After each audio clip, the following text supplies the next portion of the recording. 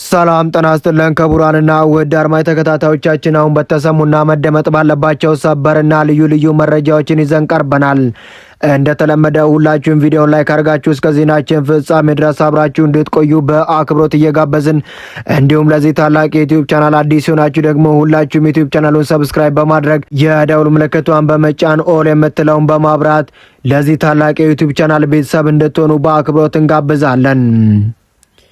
በጅማ ከተማ በሚገኘው ሄርማት አንደኛ ደረጃ ትምህርት ቤት ግቢ ውስጥ የክፍል አለቃ የሆነውን ተማሪ በስለት ወቅቶ ገሏል የተባለው ተማሪ በ15 ዓመት እስራት እንዲቀጣ የጅማ ዞን ከፍተኛ ፍርድ ቤት ውሳኔ ማስተላለፉ ተገለጸ። የህወሓት ጽሕፈት ቤት ኃላፊ ወይዘሮ ፈትለወርቅ ገብረ እግዚአብሔር ወይም ሞንጆሪኖ ከሰሞኑ በአንድ መድረክ ላይ አነጋገሪያ አስተያየትን ሰጥተዋል። አሁን ከተጣመርናቸው ኃይሎች ጋር መዋጋታችን አይቀርም ሲሉም ተናገሩ። የኃላፊዋ ንግግር የጽምዶ ኃይሎችን የትብብር መሰረት የሚያናጋ ነው ተብሏል። ዝርዝር መረጃውን በሚቀጥሉ ደቂቃዎች ወደ እናንተ የምናደርስ ይሆናል። እስከ ዜናችን ፍጻሜ ድረስ አብራችሁን ቆዩ። የምስራቅ እዝ ኮር በጽንፈኛው ቡድን ላይ በወሰደው የተቀናጀ እርምጃ ሽምቅ ስልት ከፍተኛ ጉዳት ማድረሱን የኮሩ ዋና አዛዥ ብርጋዴር ጄኔራል አህመድ አስታወቁም። በስራና ክህሎት ሚኒስቴር ውስጥ በሚኒስቴር ሙፈሪያት ካሚል ስር የሚገኙ ከ6 በላይ ከፍተኛ አመራሮችና ሌሎች 10 በአጠቃላይ ከ16 በላይ አመራሮችና ከፍተኛ የመንግስት ባለስልጣኖች በከባድ የሙስና የህገወጥ የሰዎች ዝውውርና የመረጃ ማጭበርበር ወንጀል ተጠርጥረው በፌዴራል ፖሊስ በቁጥጥር ስር መዋላቸውን የአዲስ አበባ ፖሊስ አስታወቀም። እነዚህ ከፍተኛ የመንግስት ባለስልጣኖች በቁጥጥር ስር የዋሉ ስማቸው እነማን እንደሆነና በምን አይነት የስልጣን ደረጃ ላይ እንደሚገኙ የፌዴራል ፖሊስ ጥብቅ መረጃን አውጥቷል። በሚቀጥሉት ደቂቃዎቹ ዝርዝር መረጃውን ተሰሙታላችሁ። አሁን ወደ አስደመጥናችሁ ዋና ዋና መረጃዎች በቀጥታ ወደ ዝርዝር መረጃው ከማቅናታችን በፊት በኢትዮጵያ እያሻቀበ የመጣው የኑሮ ውድነትና የዋጋ ግሽበት 92 ሚሊዮን የሚጠጋ የሀገሪቱ ሕዝብ በጤናማ የምግብ ስርዓት መከተል እንዳይችል ማድረጉን የተባበሩት መንግስታት ድርጅት ያወጣውን ጥብቅ መረጃ እናስቀድም። በኢትዮጵያ እያሻቀበ የመጣው የኑሮ ውድነትና የዋጋ ግሽበት 92 ሚሊዮን የሚጠጋ የሀገሪቱ ሕዝብ በጤናማ የምግብ ስርዓት መከተል እንዳይችል ማድረጉን የተባበሩት መንግስታት ድርጅት ተመድ የቅርብ ጊዜ የምግብ ዋስትና ሪፖርቱን ይፋ አደረገ።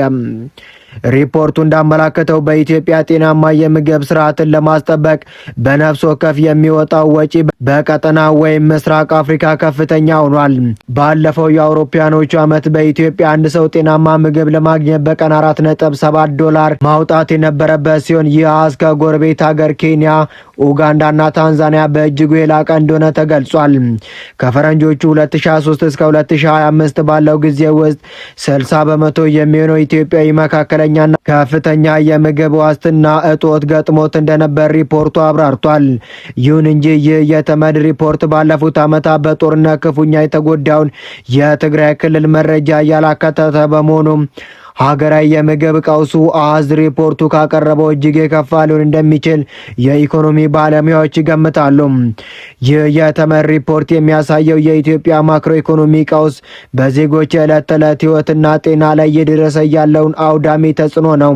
አንድ ኢትዮጵያዊ ጤናማ ምግብ ለመመገብ በቀን $4.7 በወቅቱ የባንክ ምንዛሬ ወደ 500 ብር ገደማ ማውጣት አለበት በማለት አብዛኛው ሀገሪቱ ሕዝብ በቀን ከሚያገኘው አጠቃላይ ገቢ በእጅጉ የላቀ ነው።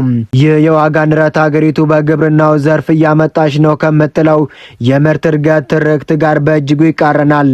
በተጨማሪም 92 ሚሊዮን ህዝብ ከ80 በመቶ በላይ የሚሆነው ዜጋ ጤናማ ምግብ የማግኘት አቅም የለውም ማለት ሀገሪቱ ወደፊት ለከፍተኛ የተመጣጠነ ምግብ እጥረት፣ በሽታና ተያያዥ ማህበራዊ ቀውሶች እየተጋለጠች መሆኑን ቁልጭ አድርጎ የሚያሳይ አደገኛ አመልካች ነው።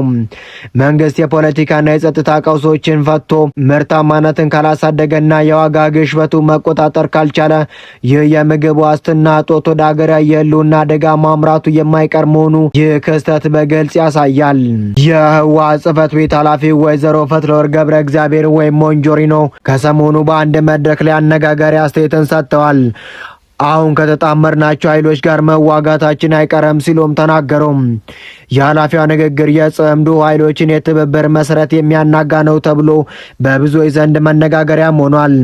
ዋናው ነገር ብልጽግናን ለመጣል ፍላጎት ያሳይ እንጂ የትኛውም ስብስብና በራሱ እሳትና ጭድ ቢሆንም እንኳን አብረን እንሰራለን። ብልጽግናን ከጣልን በኋላ ደግሞ የአሸናፊዎች አሸናፊ ለመለየት ሌላ ዙር ፍልሚያ ይኖረናል። ለዚህም እየተዘጋጀን ነው። ይህ በተለያዩ መልኩ የተጀመረውን ትብብራችን ስናየው የተለየ ፍላጎት ያለን ኃይሎች ሆነን ነው ትብብር እየፈጠርን ያለ ነው። በዓላማ በፕሮግራም ወደፊት በረዥም ጊዜ ቅድ ምናምን አንድነን ማለት አይደለም። ትብብራችን በዛች በምናገኛት ነገር ብቻ ነው። እኛ ከፋኖ የምንለይበት የፖለቲካ አቋም አለን። ከሻዕቢያ ይሁን ከሌሎች የተለያዩ ኃይሎች የምንለይባቸው ማአት ጉዳዮች አሉ። አንድ የሚያደርገን ነገር የብልጽግና ስርዓት የሁላችን ስጋት ነው የሚለው ነው። ይህቺ ብቻ ናት የምታገናኘን። እንደ ተሞክሮ ልንወስደው የሚገባን ነገር ደግሞ እንኳን አሁን በብዙ ጉዳዮች ልዩነት ካለንና በዓላማ ከማንገናኛቸው የተለያዩ ኃይሎች ጋር የምንፈጥረው ትብብር ይቅርና ኢህአዴግ እኮ ፈርሷል። ኢህአዴግ እኮ የኦሮሞ፣ የአማራ፣ የደቡብ የኢትዮጵያ ኃይሎች አራት ድርጅቶች አንድ ላይ ሆነን የፈጠርነውና በፕሮግራም ወይም ዓላማ አንድ የነበርን ድርጅት ነበር። ግንኙነታችን ስትራቴጂካዊ ነበር። በተለያዩ ቋንቋ የተጻፈች አንዲት ፕሮግራም የነበረችን ግንባር ከመሆናችን ውጪ አንድ ድርጅት ማለት ነበርን። በዚህ ደረጃ የነበረን ሰዎች እኮ ተካክደናል። በዓላማ ከማይመሳሰሉን ኃይሎች ጋር የምንፈጥረው ትብብር ይቅርብን ሲሉ የህወሓቷ ከፍተኛ አመራር ወይዘሮ ፈትለወርቅ ገብረ እግዚአብሔር ወይም ሞንጆሪኖ ተናገሩ። በጅማ ከተማ በሚገኘው ሄርማታ አንደኛ ደረጃ ትምህርት ቤት ግቢ ውስጥ የክፍል አለቃ የሆነውን ተማሪ በስለት ወቅቶ ገሏል የተባለው ተማሪ በ15 ዓመት ጽኑ እስራት እንዲቀጣ የጅማ ዞን ከፍተኛ ፍርድ ቤት ውሳኔ ማስተላለፉን የከተማው ፖሊስ አስታውቋል። እንደ ፖሊስ መረጃ ተከሳሹ ሙአዝ ቢላል የተባለ ተማሪ በመማሪያ ክፍል ውስጥ ረብሻ ሲፈጥር ከቆየ በኋላ በመስኮት በኩል ዘሎ ወደ ውጭ ወጥቷል። ይህንን ድርጊት የተመለከተው የክፍሉ አለቃ ተማሪ ሙሳ መሐመድ ድርጊቱ ትክክል እንዳልሆነ በመንገርና በመቆጣት የተሰጠውን ኃላፊነት ለመወጣት ጥረትም አድርጓል። በዚህ ምክንያት በተማሪዎቹ መካከል አለመግባባት የተፈጠረ ሲሆን ተከሳሹ ልትናገረኝ አይገባም በሚል በማስቀመጥ አስቀድሞ ደብቆት ይዞት ወደ ትምህርት ቤት ግቢ የገባውን ስለት ወይም ጩቤ በመጠቀም የክፍል አለቃውን ተማሪ ሙሳ መሐመድን ወቅቶ ሕይወቱ እንዲያልፍ አድርጓል። ድርጊቱ የተፈጸመው ተማሪው በፖሊስ ቁጥጥር ስር ውሎ ምርመራ ሲጣራበት የቆየ ሲሆን ጉዳዩን ሲከታተል የቆየው የጅማ ዞን ከፍተኛ ፍርድ ቤት ሐምሌ 19 2018 ዓ.ም በዋለው ችሎት ተከሳሹ ጥፋተኛ መሆኑን በማረጋገጥ በ15 ዓመት ጽኑ እስራት እንዲቀጣ ወስኖበታል። ጽንፈኛው ቡድን የመላላክ ድርጊቱን አቁሞ ሰላምን እስካልመረጠ ድረስ የመከላከያ ሰራዊት አስቸጋሪ ሁኔታዎችን ሳይገድበው በጀግንነት ሕግ ማስከበሩን አስቀጥሎ ይቀጥላል ሲሉ ብርጋዴር ጄኔራል አዲሱ መሐመድ ተናገሩ። የምስራቅ እዝ ኮር በጽንፈኛው ቡድን ላይ በወሰደው የተቀናጀ ጸረ ሽምቅ ስልት ከፍተኛ ጉዳት ማድረሱን የኮሩ ዋና አዛዥ ብርጋዴር ጄኔራል አዲሱ መሐመድ አስታወቁም። የምስራቅ እዝ ኮር ሰሞኑን ባደረገው ስምሪት በአማራ ክልል በምዕራብ ጎጃም ዞን በደጋ ዳሞት ወረዳ ሰራዊቱ ተፈጥሯዊና በሰው ሰራሽ መሰናክሎችን ተቋቁሞ ከፍተኛ ምት በማሳረፍ ሰብአዊና ቁሳዊ ጉዳት አድርሷል። ኮሩ በተላላኪው ጽንፈኛ ቡድን ላይ ካደረሰው ሰብአዊና ቁሳዊ ኪሳራ በተጨማሪም በቡድኑ የታገቱ የህዝብ መኪኖች ከነ አሽከርካሪዎቻቸው በቁጥጥር ስር ውሏል። ቡድኑ ከህዝብ አስገድዶ የዘረፈውን እህልና ሌሎች የሎጂስቲክ እቃዎችን በማስጣለም ሰራዊቱን የጀግንነት ተግባር ፈጽሟል ሲሉም ተናገሩ። የኮሩ ዋና አዛዥ እንደገለጹ በዚህ ድንገተኛ የጸረ ሽምቅ ስምሪት ጽንፈኛው ቡድን የሚተማመንበት ዋነኛው የሰው ኃይል እርምጃ ተወስዶበታል። ጽንፈኛው ቡድን ከዚህ በፊትም ንጹሃን ዜጎችን በማገት አሽከርካሪዎችን በማስፈራራትና ከደከመው አርሶ አደር እህልና ንብረት በመዝረፍ የአካባቢው ማህበረሰብ ለማቀጨጭ ሲንቀሳቀስ መቆየቱ ዋና አዛዡ አንስተዋል። ጀግና ሀገር መከላከያ ሰራዊት ማንኛውም የደጋና የቆላ ተፈጥሯዊ መሰናክሎችን እንዲሁም የጠላትን ምሽግ በመስበር የጽንፈኛውን አከርካሪ መምታትም ችሏል። በስራና ክህሎት ሚኒስቴር ውስጥ በሚኒስትር ሙፈሪያት ካሚል ስር የሚገኙ ከ6 በላይ ከፍተኛ አመራሮችና ሌሎች 10 በአጠቃላይ ከ16 በላይ አመራሮች በከባድ የሙስና የህገወጥ የሰዎች ዝውውርና የመረጃ ማጭበርበር ወንጀል ተጠርጥረው በቁጥጥር ስር መዋላቸውን የፌዴራል ፖሊስ ገለጸ።